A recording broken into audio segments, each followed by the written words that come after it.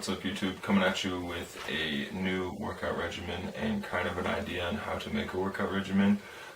First things first, I decided to adjust my workout program based on the fact that I'm now in a bulk or caloric surplus, and so I'm really aiming to put on a lot of strength and mass with this upcoming cycle. And so I'm doing my main compound movements as strength movements, and then I'm doing assistance movements after that as hypertrophy to help build my muscle. But first things first, when you're making a new workout regimen, you have to think, what are your goals?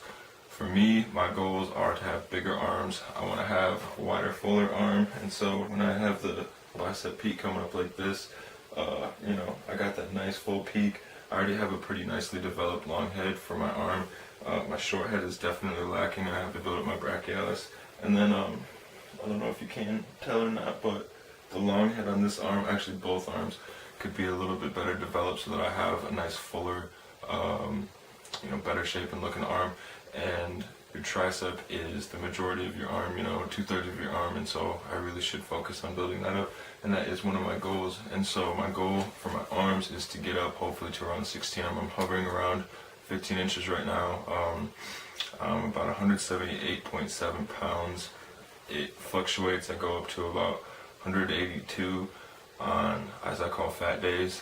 Today is a pretty normal, skinny day. I haven't eaten much lately. I haven't had a chance to. I've been kind of busy and stressed with school and stuff like that. So kind of trying to take time and get back to what I'm doing, get strict with my meals and calorie intake. And so another goal that I have is to get up to around 185, 187, and so that would mean that I would add 7 to 9 pounds of muscle, or around 6 to 8 pounds actually, because I'm about 179, and that would be good for me. That's kind of a far goal, but I have until about halfway through spring, I think, is when I'm going to start trying to cut or get that nice aesthetic physique as opposed to like skinny fat.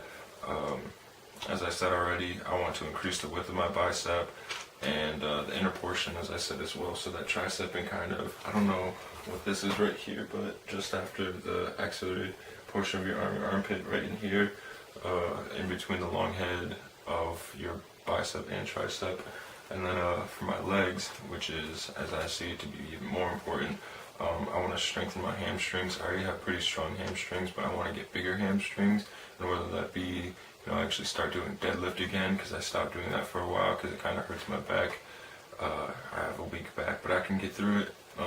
So strengthen my hamstrings, and then increase that quad sweep, or with getting my hamstrings bigger, to make my leg look fuller. And so with the quad sweep, because that kind of hangs over my hamstrings, I'm going to fill out the hamstrings, and so I have a nice round full looking leg along with the quad sweep. For my core, because core is super important too, as I am an athlete. I want to have or maintain my thin waist, that V taper, along with, like, from the side profile, I actually have it to be thin, but I want to bring up my obliques a little bit more. My obliques are a lacking part for me. Like, they don't have super great definition or thickness, but that's something I'm going to work on too. And again, as I said in my Abs for Athletes video, to increase that shield look, and so it'll make the rectus abdominis look a bit more aesthetically pleasing, because I'll have the nice inserts, the fish gills, with my serratus and external and internal obliques into my rectus abdominis. That would look really good to me. I want to add width to my lats, so from the side profile to have them look thicker, and then also from the front have them a little bit wider. I have pretty wide lats when I do a lat spread, but I just got to get that thickness. And then in my lower back, again with deadlifts, and every other assistance movement with that, I'm going to try to get that Christmas tree look. My erector spinae look pretty decent in practice to that, but hoping to increase it and definitely add more to it. And so those are my goals. It's kind of a long list. I think all of those are attainable, certainly, with hard work. And I think that the regimen that I made, it being 4 pages long, that should be pretty sufficient. This regimen, I would say, is a pretty advanced regimen because it is a lot of volume. There's one full complete rest day, but each day that I have set aside for rest can also be subjected to active rest or complete rest. And the rest period is also subjected to change, because if I'm not feeling it one day, let's say I'm not feeling it another day, I'm not going to work out, auto-regulate and let my body just rest and recuperate, let my CNS reset, because these are going to be some heavy sets, and so I will be taxing my body quite a lot. But again, with excess food and a caloric surplus, I think I'll be able to maintain day one, or as I say, tier one. Split it up into 4 tiers. Squat day, so I have a squat and a deadlift day, but day one is squat day. Always got to start off, your biggest lift, the lift that you're trying to add the most to, and the beginning of your split of everything pretty much with, what you're trying to attain or obtain. So I want hamstrings. I'm going to start off day one, most energy, with squats. And so I'm transitioning to low bar squats. I did it the other day and I got 245, 255 easy for sets of 5. And so what I'm going to do is I'm going to do low bar squats and then go to an assistance movement, whether that be for deadlift or squats, because I'm trying to bring both of those up. So if for deadlift, trap bar or straight leg deadlift, and then front squats. And apart from the compound movement, everything is pretty much going to be hypertrophy. So for low bar squats, I'm doing 3 sets of 5 or 5 sets of 3, 245 for 3 for 5, and 255 for 5 for 3. It's hard to say, but I got it. After that, pretty much hypertrophy will be 3 to 8 trap bar. I tried again for the first time in a long time. I got 275 easy, so I think I could do 3 sets of 8 at that. On my notebook, I've written all of these weights are subject to change. And after that, I was watching a video by Mark Lobliner or Tiger Fitness, goblet squats. I think that those have a lot of validity for your lower back development, your hip development, your hip mobility type deal, because I have hip issues and it helps my IT band into, I don't remember what this is, tensor fascial latte, and then your hip flexor.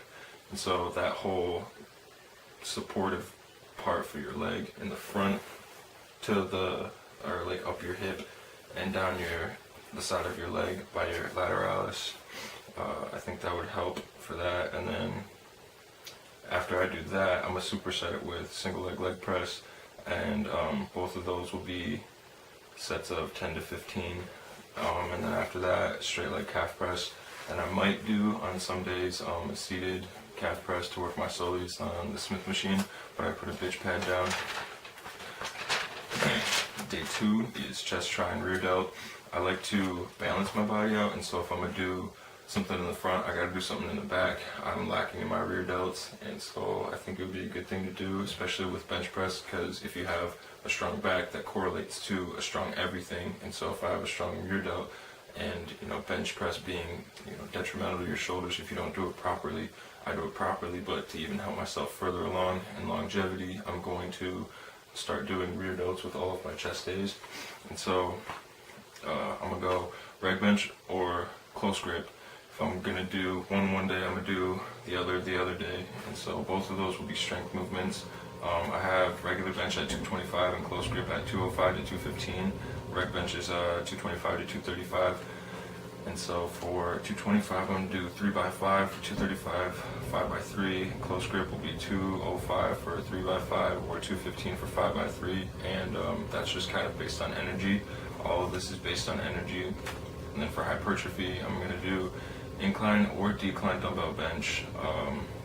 Definitely gonna do low to high cable flies, definitely gonna do high to low cable flies, rear delt flies, seated dumbbell extensions. And so on the seat people do for dumbbell shoulder press, I'm gonna do extensions, focus on getting those elbows in. And then after that, I'm gonna do machine, rear, fly, or face pull.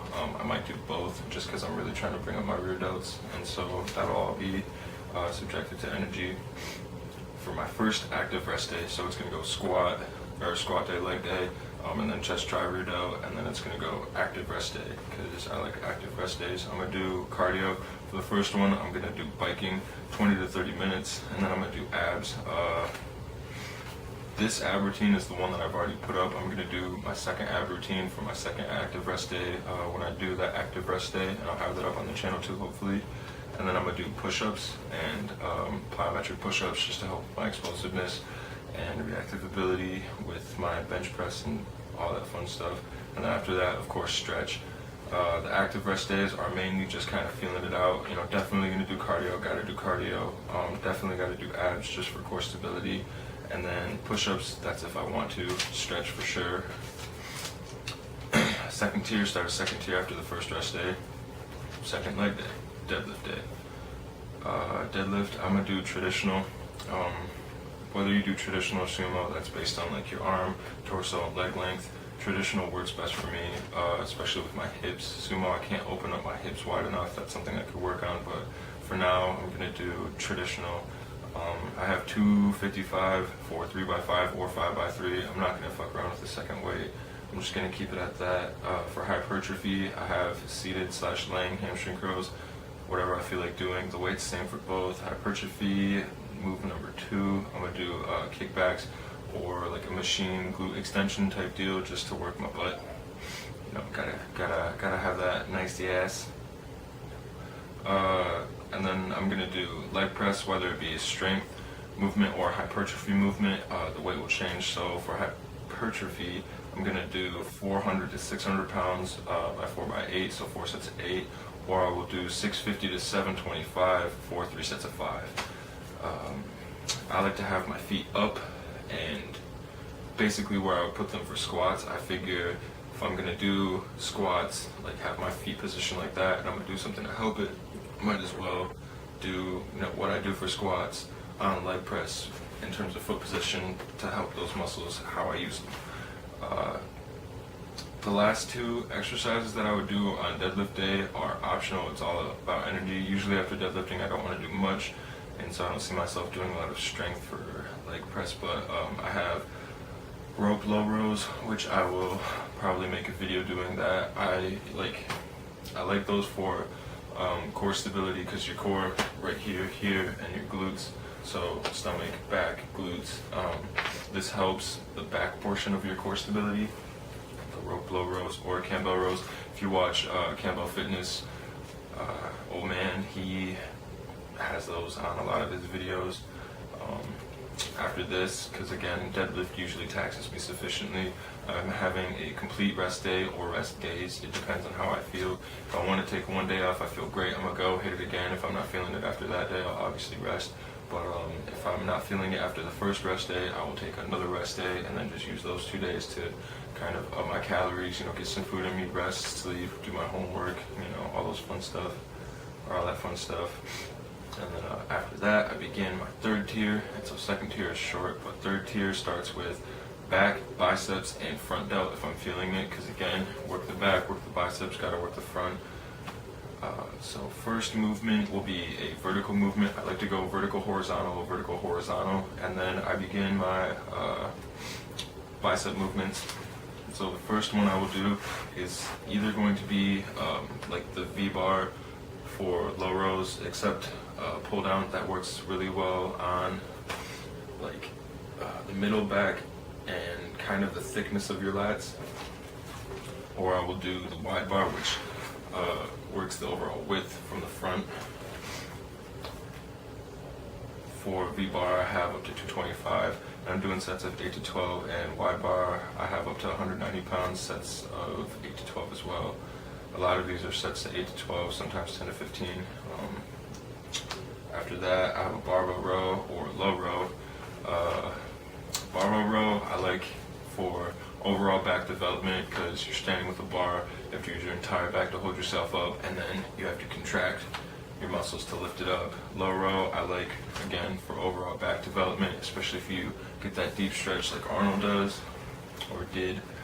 After that, I have pull-ups or chin-ups, and the vertical and horizontal movements can be switched depending on what I feel like hitting, type deal. And then for the second option for my horizontal movements, I have, again, the cable low row, the one that I was talking about, or actually no, that is just the regular cable low row.